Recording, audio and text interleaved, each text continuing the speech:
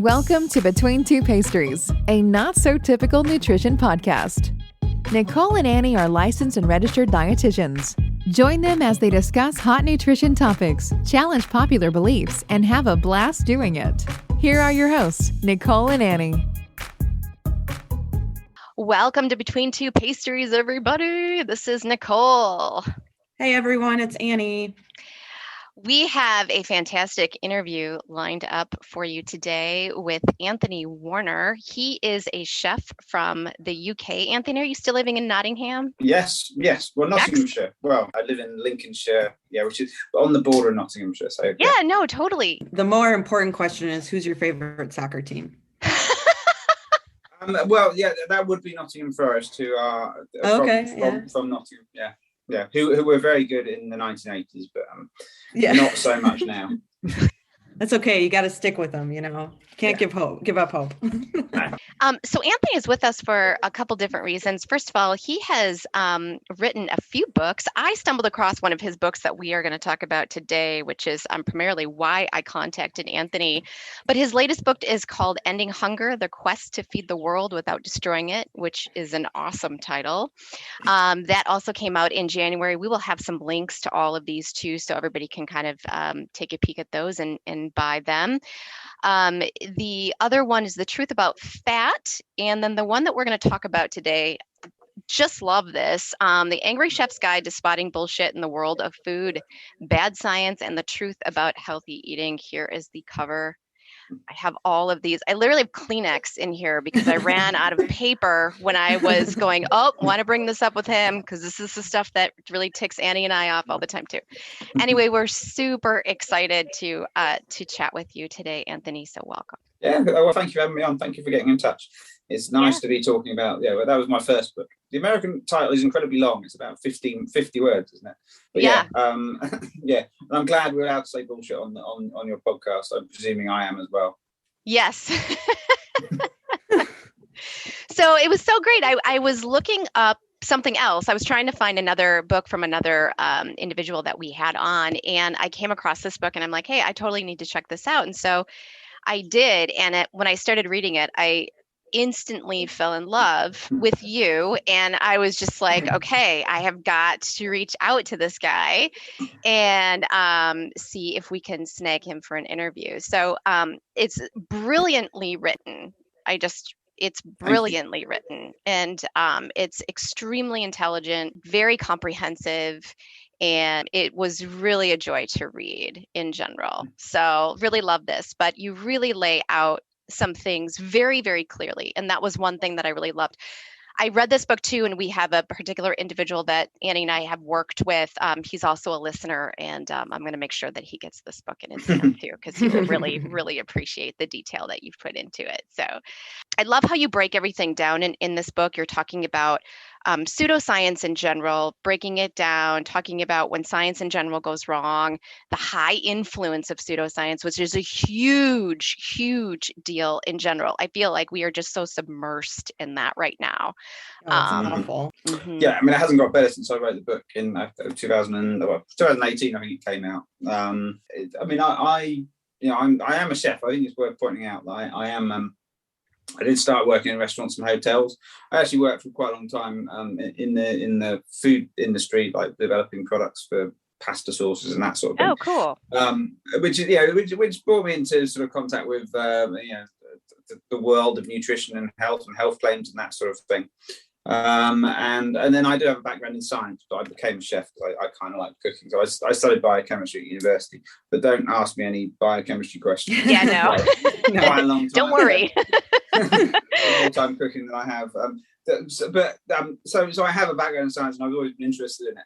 And I think probably in about 2016, I started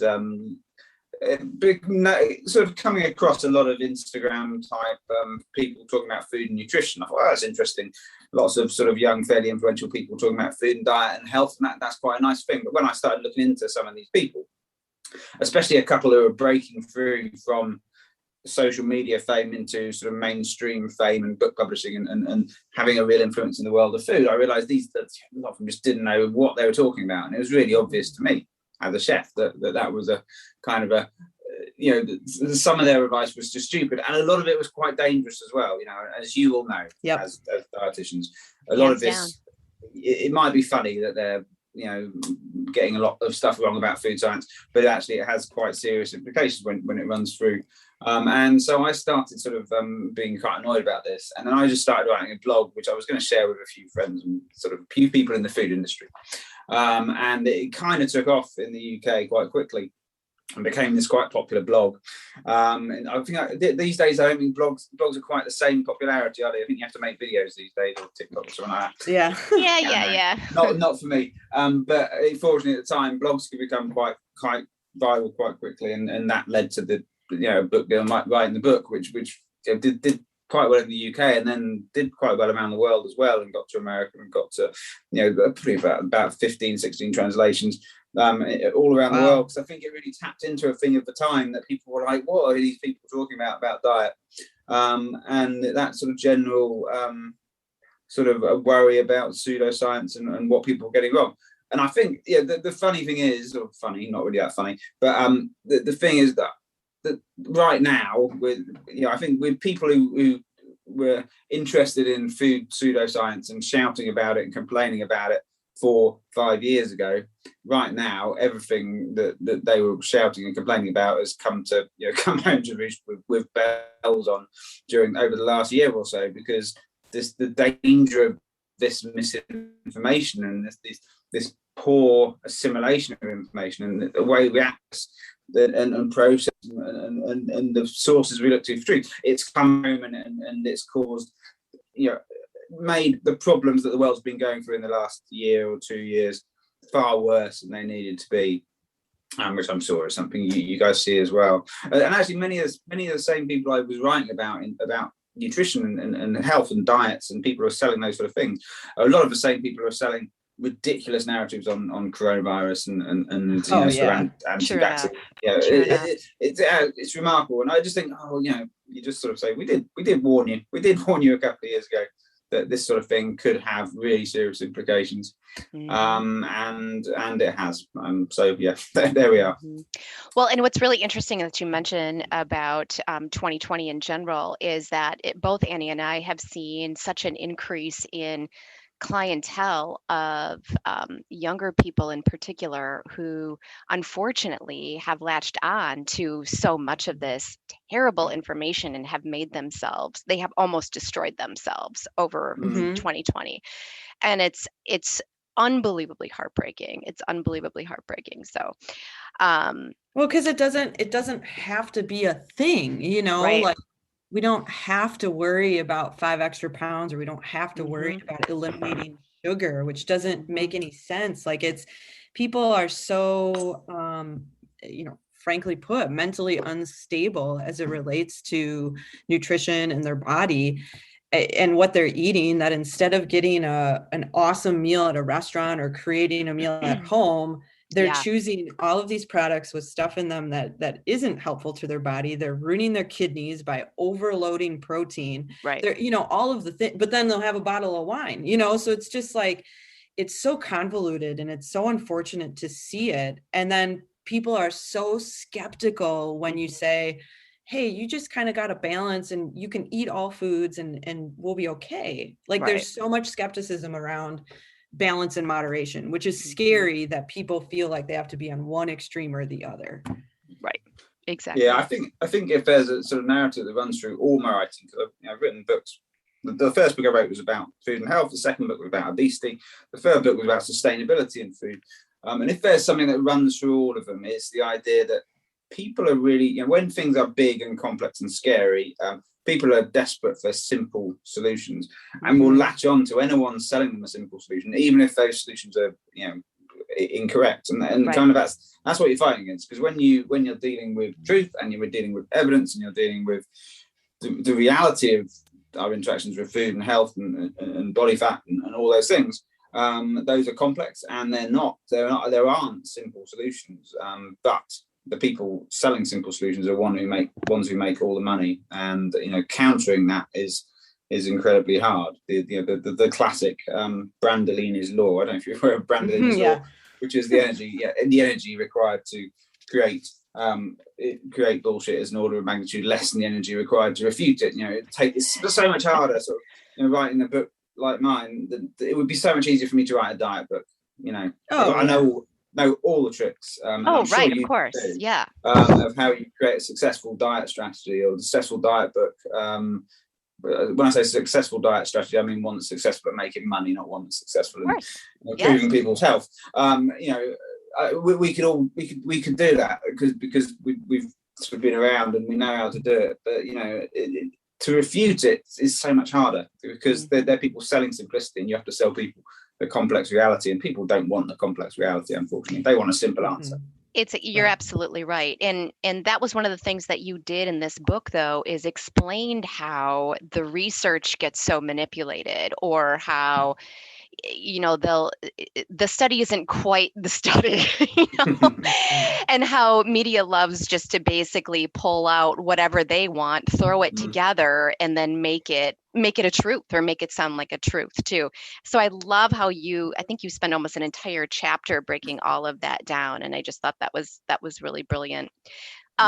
You also, which I thought was pretty great, but you also pulled out some specific names that you decided to go ahead and quote in there too.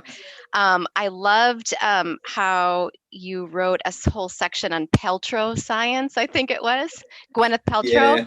So, if anybody is familiar with what she does and her Goop newsletter and what have you, it made me giggle, because it's like, oh my gosh, finally somebody realizing how ridiculous all of it is.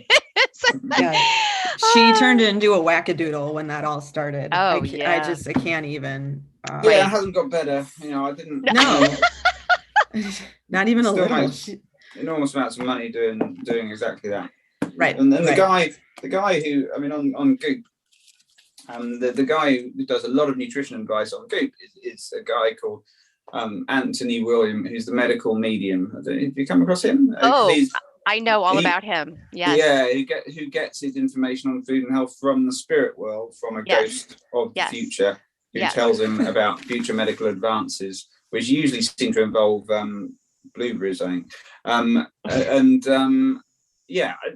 that's the standard of evidence that we're dealing with there. But that's what I mean. If someone like that, who's obviously any half rational person, is going to go, that's ridiculous. But if it's selling a simple narrative, if it's selling take blueberries and kale for depression, then people are going to latch onto that, because in a complex and difficult sea, when you're suffering from something like depression, which can be, as anyone will know, horrible and isolating and difficult to deal with, and you just latch onto something simple, and then that's the sort of, for me, that's what we're dealing with. It's people really desperate, people who are desperate for simple answers, are being given them by these people, but it's disingenuous and dangerous. So I'm looking through the specific things that you've actually broken down. You've broken down a couple of Annie and I's favorite topics, detoxes, sugar, and then coconut oil is probably one of our most favorite. So I just, again, and you did that one so well, really kind of explaining all the things. But if you don't mind, I want to just read a short paragraph that you wrote on that in particular. So you were referring to the whole concept of coconut oil being this weight loss miracle that people think it is, or that it's just so good for them and what have you. And so I love how you worded this. So to put the fat burning claims into perspective, if coconut oil contains 4% of MCTs, and you want to benefit from the 5% increase of calorie expenditure you get from eating 7 to 8 tablespoons of this stuff, essentially, you would have to eat 187 tablespoons of coconut oil just to achieve and burn 120 calories of fat a day. It's absolutely nuts. But like you said, this whole concept then is people latching on to that tiny thing. And it's the truth about superfoods, right? The extent of, you even talk about like antioxidants and things like that. Like, it's really important that we get these things in there. But when people are looking into this as like a cure for something, right? Yeah, I think. Well, it becomes all or nothing, Oh, okay, here are the superfoods. So I'm going to make sure it's all of them are in my smoothie. I'm going to eat them all at lunch. I'm going to put it with this. And instead of oil, I'll use this. And instead, it's like all of a sudden it's this all or nothing view of whatever they read from, Health Magazine or whatever, something at, Google News that, this is what I should do. Okay, that's what I'm going to do. And they take it and they grab onto it. And again, you come back to that concept of, simple-minded people, let's put it, or at least they can't break through to that complex side of things and understand real science. Yeah. They really latch onto this, and again, coconut oil, I hate that. And, we know about it. We know the health not benefits of coconut oil. We know that, but, again, people still run with it. And then they spew all of this information out to the world, and it's awful. And it's the same with sugar. And, I don't understand. I still can't understand why people refuse to accept sugar for what it actually is, which is it's food, it's for our brain, it's for fueling with sport, it's all of these things. It's enjoyable as a dessert, it's okay. Right. It's I really think we have, as a society, developed this all or nothing thinking, and it's getting worse and worse and worse. Yeah, I think it's easy to sort of it's easy for me to make fun of Gwyneth Paltrow or any number of sort of ridiculous celebrity health advice, but actually, a lot of it runs through wider society. It runs through industry. Detox is a hugely powerful industry in the. And it's so dangerous, like you said. Yeah. I mean, it is. That's probably between detoxes and cleanses and intermittent fasting. Those are some of the most dangerous things you can do. Yeah. But there's a huge industry connected to them, and supplements are, in the UK alone, I think it's $500 million roughly. And, the detoxes are in every supermarket. They're in health food shops. This is not a niche thing on a few obscure websites. This is sort of massive industry. And that's exactly the same. It's giving a simple solution to what is a complex reality. I wanted just to go back to the sugar concept really quick. And this is something that Annie and I have done several podcasts on, just in general. Sure, yeah. Yeah, but I really loved how you brought up, and I thought it's just great that you can connect with it too. But how you had mentioned in your book about, the subject of sugar causing you a lot of great pain, but also just how upset it makes you around the whole guilt and shame that's wrapped around that. And that's something we talk a lot about, is those emotions that are elicited by certain foods too. So what are your thoughts around sugar in general? Looking at consumption figures on sugar, I think most people in the UK and probably in the US as well, I don't know the exact figures for the US, but I'm sure it's a similar picture, eat too much sugar. There's very few people would doubt that. So some age group in the UK, 25% of their calories come from refined sugar. Wow. And that can't be a good thing. That you can't look at that and go, oh, that's fine. It's just just a food. Because there are health implications. If nothing else, there's implications for dental caries, and that can be really serious and affect all aspects of health. But the idea that sugar is a toxin or is addictive or is the most poisonous substance we put in our body, or is the alcohol of a child, or is worse than alcohol. I mean, these sort of overly simplistic and fear-mongering, scaremongering, sort of narratives on sugar, that they are incredibly harmful, and they lead to harmful behaviours and also just an abandonment of sort of reason when it comes to looking at food and talking about food and being sensible about food. And so, I find that incredibly difficult to deal with. But also, when you look into the actual reality of sugar, even if you look at, most people will say, obesity is driven by sugar. I mean, that's just like a common public health narrative. And, it's accepted that there was an expectation when we put a tax on sugar sweetened drinks in the UK that obesity would drop somehow, which, it didn't happen because life is complex. Nope. Obesity is complex, and it's not as simple as it being caused by a single thing. Yes. Of course it's not. Yes, 1,000%. That's the thing. The one that one thing I think annoys me more than anything is the sugar is addictive. Sugar is more addictive than cocaine. Google that and you'll see it everywhere. Give me a break. In a real, you'll see it in mainstream newspapers. You'll see it in a million times. But the idea that it is absurd. Or because it lights up the pleasure centers of the brain. I think, well, yeah, it tastes nice, so that's kind of what the pleasure centers of the brain. Yes. They light up when you have something that you enjoy, this idea that there was experiments where rats are given sugar and cocaine and prefer the sugar and get more. I mean, just absurd sort of misinterpretation of what was actually going on. And actually, the reality of those experiments was that the rats only became addicted or developed addictive behaviours towards sugar when they were given intermittent access. If they had constant access, they didn't. And given that we're always told that, the problem is that our constant access to video. I mean, there's so much to unpack about how but what we need to do is be a bit more grown up about saying that people probably eat too much sugar, but we don't need to tell them it's the most poisonous, dangerous substance on earth.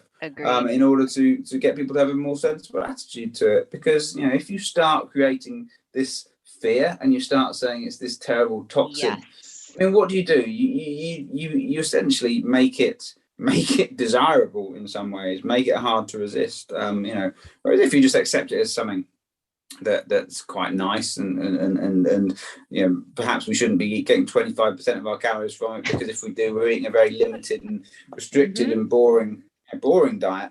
Then we'd probably be in a better place. There's a great bit of research from a psychologist who looks at food and a lot, and he did a research on two populations. One was an American population who all had quite poor dietary health, and one was a population in France, which at the time all had quite good sort of dietary health and quite good diets. And he showed them pictures of food and said to gauge people's reactions to it. So what's your first thing that comes to your mind when you see this picture of this food? And he showed the picture of a chocolate cake, and the American population looked at it and said, as I'm sure British population of people would say, what's your first thing that comes to mind? Oh, guilt. I'd feel guilty if I ate that. In France, it was celebration, and that shows to me that the difference between that sort of culturally. That if you're making people feel guilty about something, if you're making people think something's terrible, then they're going to want to. That's going to become something that they are drawn to far more than if you just say it's a nice thing. We don't have to. I see like these sort of people calling saying it's really important for public health that we put. Tell people how much sugar is in their alcoholic drinks. I think if you're worried when you're drinking an alcoholic drink, it has a liver toxin, which a known carcinogen, is that it might have a bit like a couple of grams more sugar. Then you've got your priorities completely mixed. Priorities are totally wrong. Yes. I'm not saying people shouldn't drink alcohol, because that's that can be a nice thing to do and enjoyable. We all know it's not the best thing for it. But people seem more worried about sugar than they are about alcohol consumption. And actually, that comes into policy, because you look at a lot of areas where they've introduced taxes on sugar sweetened beverages. One of the big things that happens is that drives consumption of cheap alcohol, because the price differential between cheap alcohol and soft drinks becomes lower. So that's not really, you might look, and people look at it and go, oh look, the consumption of sugar sweetened drinks went down. What a successful policy. Well, it didn't improve people's health, but Yes, exactly. There's so many dangers of oversimple narratives like sugar is poison. And I'm not saying, I think it would be ridiculous to say it's fine. The consumption is fine, because it's probably not. For the vast majority of people. But the way to solve that is not to tell people it's the most dangerous substance on earth. Agreed. Correct. Yeah. Again, it has more impact on your behavior, your thought, than your relationship with becomes a control thing. It's everything. Yeah, it's crazy. Just kind of looking here, I love how you ended your book with so the secret of healthy eating. That your secret to healthy eating is eat lots of different stuff, not too much or too little. Try to achieve a balance and try not to feel guilty. Most importantly, never make others feel guilt or shame about the food they eat.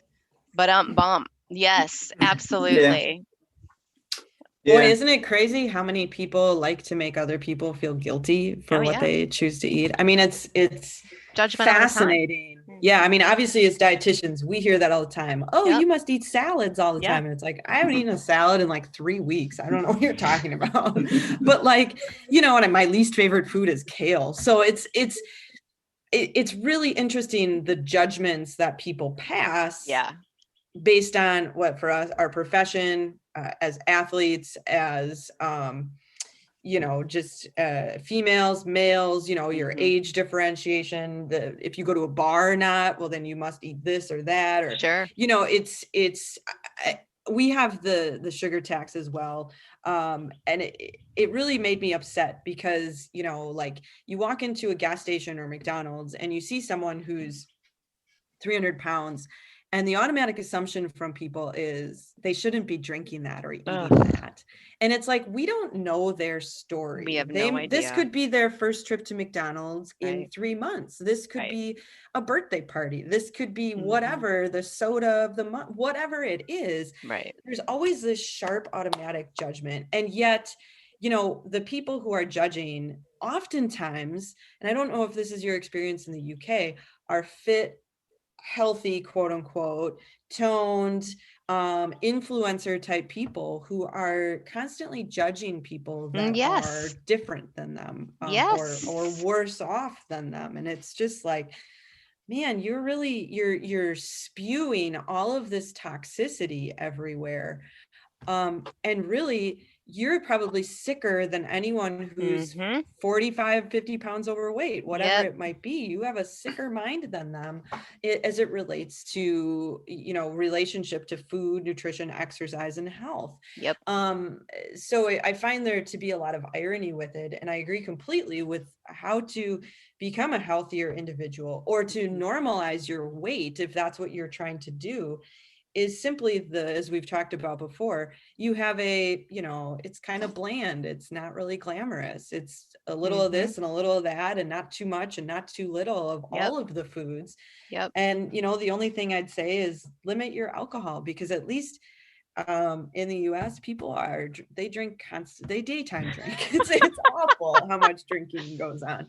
And sugar or no sugar, calories or no calories, it's a liver issue at the end of the day. And it's really sad, because you know that if people are so driven to eliminate sugar, but yet they drink, there's so much mental health woven into those decisions, whether it be stress or depression, like you were talking about, anxiety, all of that. So I just throwing that out there, because I agree with you completely, but it's very hard for people, for whatever reason, to just I don't know, kind of be bland and not do all the things, you know? Yeah, well, it's looking for simplicity. I mean, there's two things that sort of that stand out from there. The first is that making people feel guilty and blaming them is you know, that's how you make money, and unfortunately, you can really drive a considerable income, because if you make people, if people aren't, in order to make people do what you want them to do in terms of adopt your diet or pay for whatever thing you want them to pay for, you need to make them believe that whatever problems they have or they think they have are their own fault. You know, you can't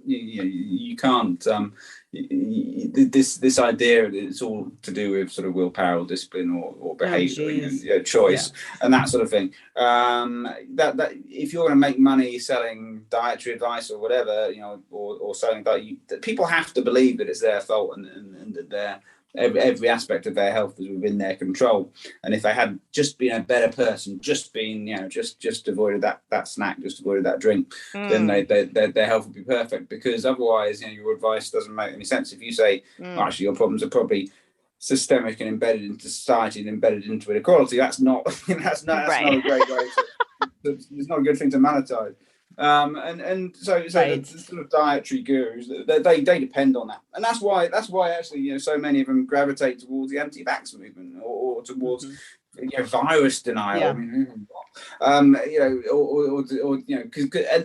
latched onto the sort of the correlations between sort of type 2 diabetes and COVID deaths, because that gave them, that meant that they could sort of suggest that people were dying because of a virus, because they didn't take control of their lives or they drank too much sugar sweetened drinks. Which I thought was just horrific, and was very common over here. I'm sure was common in the US as well. Oh, yeah. I mean, the other thing I'd say, which sort of really stands out in sort of some of the work my writing on obesity, is really how much not just health gurus, but people working in public health or people making policy decisions about public health have this attitude of what I think they call in public health circles lifestyle drift. So they look at they look at things that are systemic issues and look at the behaviors people have and assume that their problems are caused by their behaviors, and think that if we sort of change, if we sort of sprinkle a bit of our sort of middle class lifestyle onto people who living difficult, marginalized lives, then that will transform them into, it will take away all those, without saying, and what we need to do is kind of go upstream and fix these systemic problems and these inequalities. And that's hard to do. That's a really difficult thing to do. You can't, there's no real simple way to doing that, but it's much simpler to tell people they should be cooking every meal from scratch, even though that's just absurdly unrealistic for them and their lives. So we kind of try, rather than going upstream and fixing the thing that's actually causing the problem, we're sort of treating some of the symptoms a lot of the time. People eating poor quality diets are often doing so not just because it's difficult for them to access food, or not just because it's cheaper food is less healthy food tends to be cheaper, which I'm not sure is entirely true. This is some extent. Agreed. But because when you're living a shitty, marginalized life, you are drawn to shitty choices and unhealthy choices and substance abuse and food is food can be one aspect of that. And if you're not fixing the stuff that's upstream that's causing you to have that difficult life, then there's not much. You're saying just do some things that are a bit more middle class. Well, that's going to solve people. I mean, we were really mistaking symptoms for causes, I think, a lot of the time. Yes, I would agree. Absolutely. Trying to make people's lives look different rather than actually be different. Right. But fixing inequality is hard. I'm not saying it's not. But people working in public health often gravitate towards these sort of things which are lifestyle interventions, which just don't solve the core problem. Well, and we have, and I'm sure you do in the UK as well, we have tons of food deserts, and we live in Milwaukee, Wisconsin, and public health, community programming, all of that kind of stuff.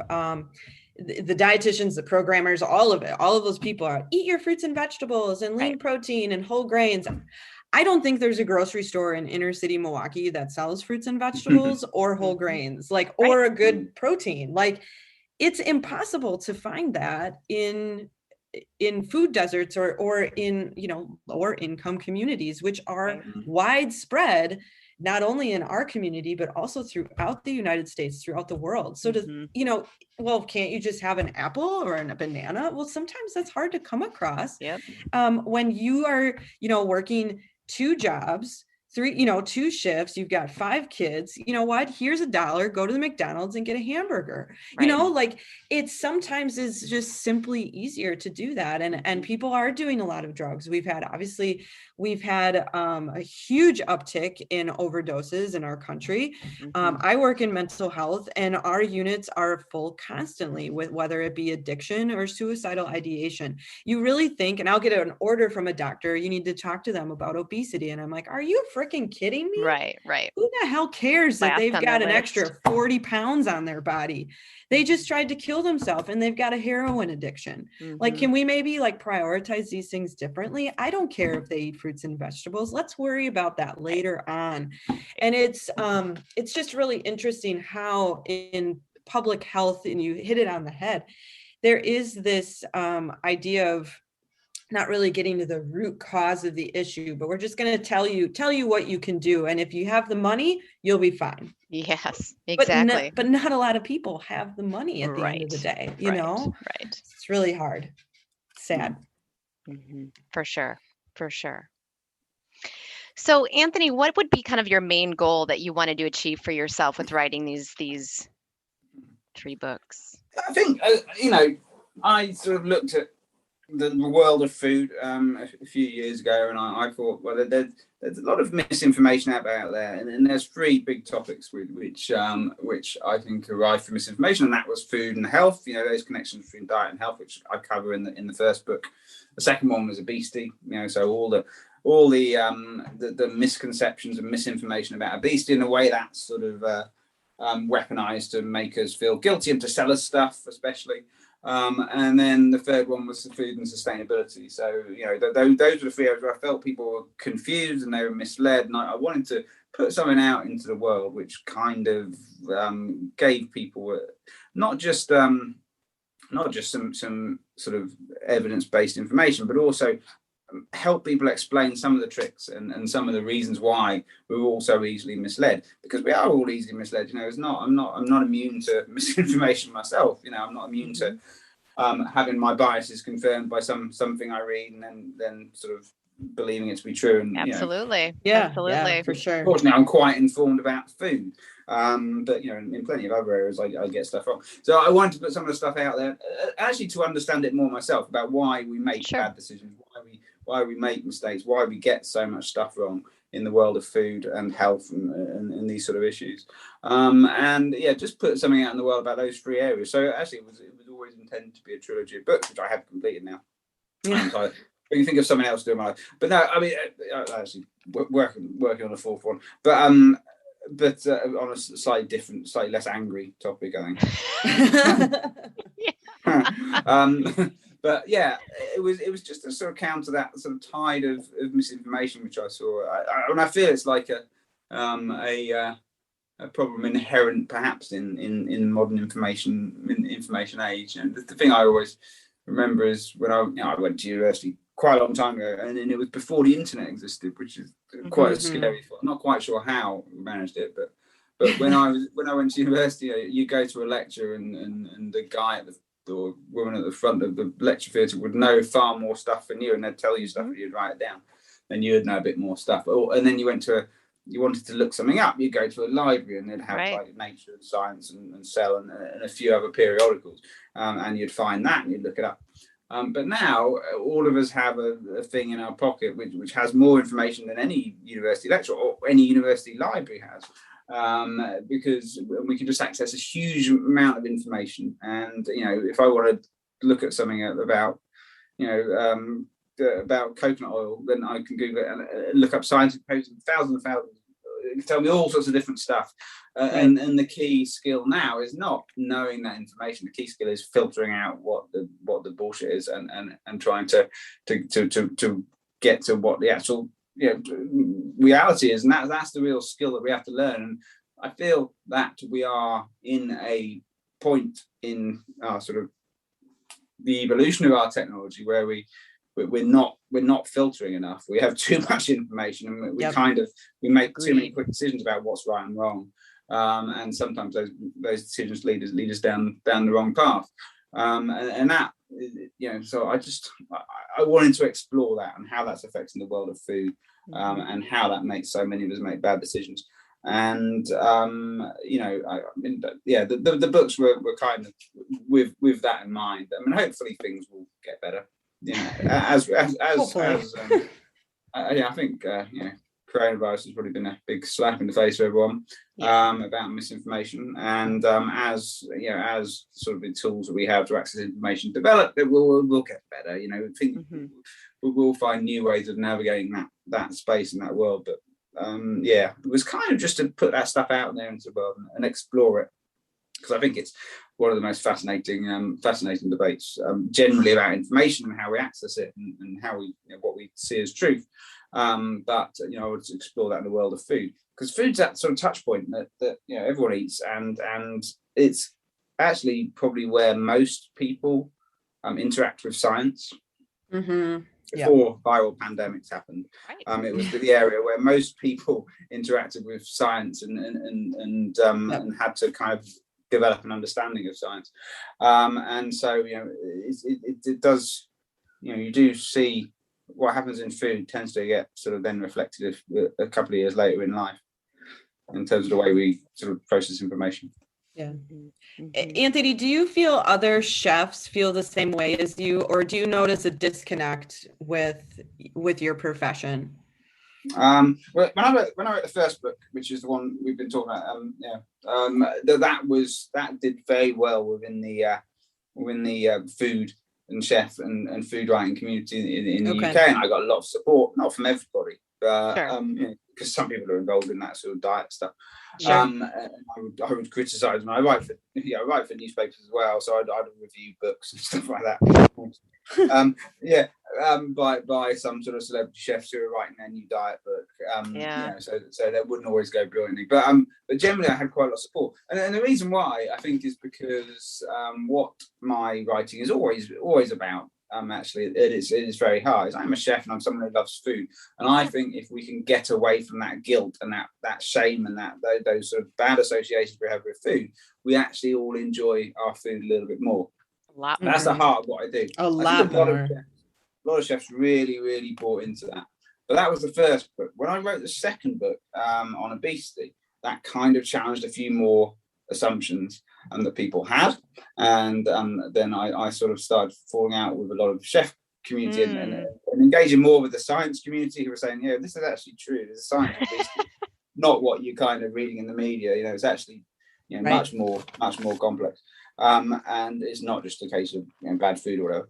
And then when I wrote the third book, which is about sustainability, I fell out with even more of the chef community because I would, because a lot of them are saying, because one of the big things you come across when you talk about sustainability is, we do eat too much animal produce. There's no doubt about that. And I'm not into saying everyone go vegan at all by any means. I think that's a bad idea if everyone went vegan. But we certainly need to cut down. And there's certain aspects of meat and dairy production which are sort of unsustainable and unforgivable in many ways. So chefs don't like that either. Generally, they kind of are bought into this idea that you can sort of somehow magically have cows on a particular field and they'll lock carbon into the soil somehow, which kind of has some a grain of truth for it, but is manipulated beyond all measure.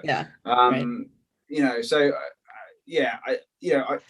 I had a lot of support early on. I tend to upset people though as I go along my writing career, one person at a time. So I have fallen out with quite a few. Well, I think the truth upsets people.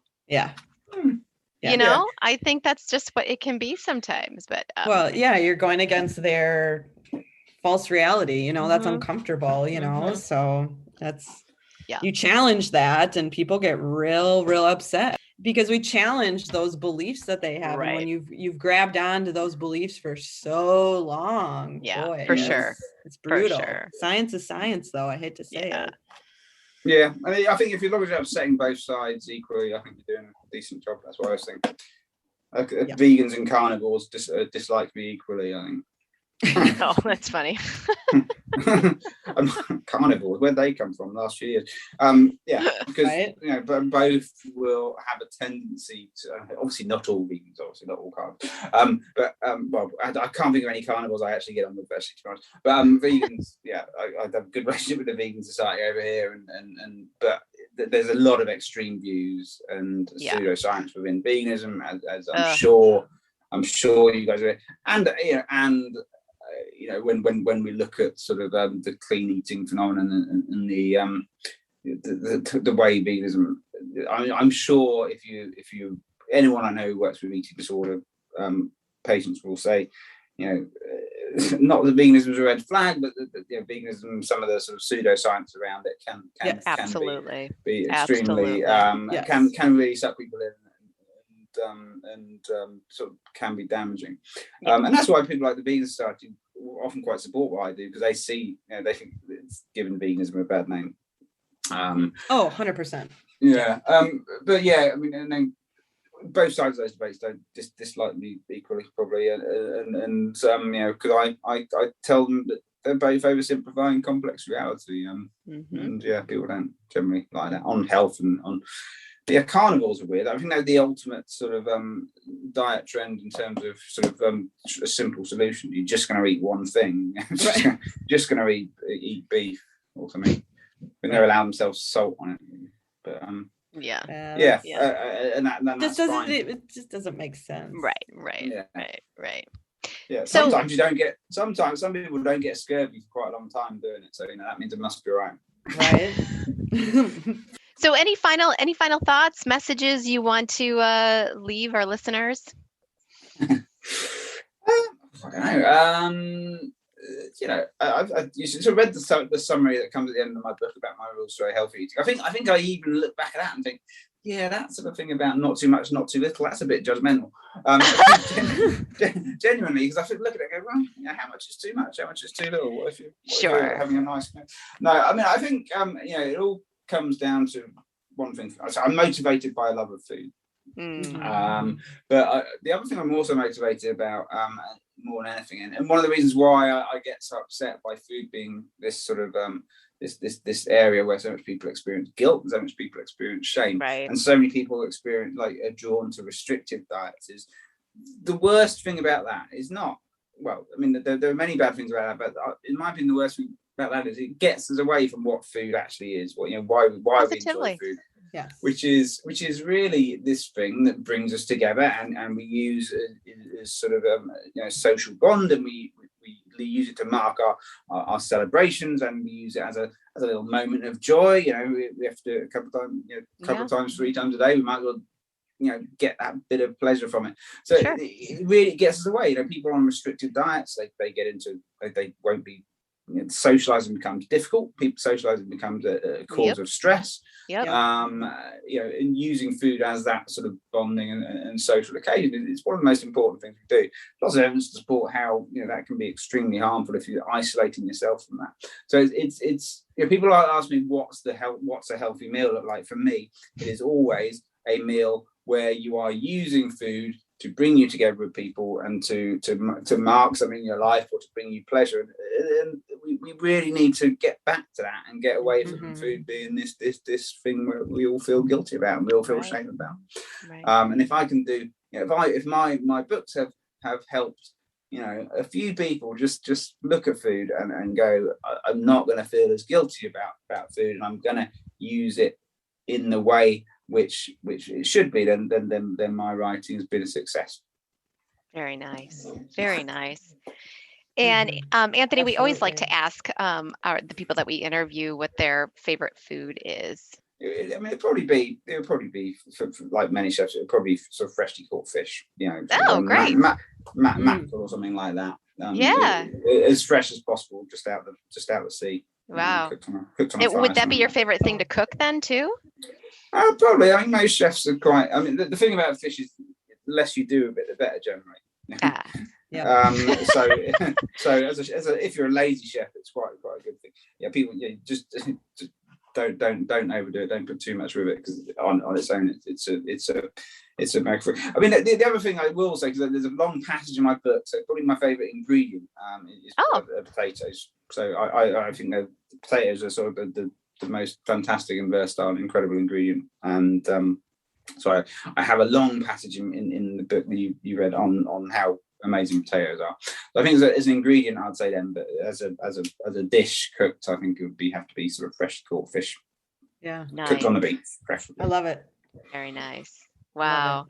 Well, thanks so much for your time today, Anthony. We enjoyed this immensely. I cannot wait to put this out, and hope our listeners enjoy it just as much as we did. So thank you very much. And we are signing off. Have questions you want to hear discussed on the show? Find us on Facebook or visit betweentwopastries.com and drop us a line. Want to support the show? Find us on Patreon for exclusive content. If you love the show, find us on iTunes or your favorite podcast platform. Hit the subscribe button and leave us a review.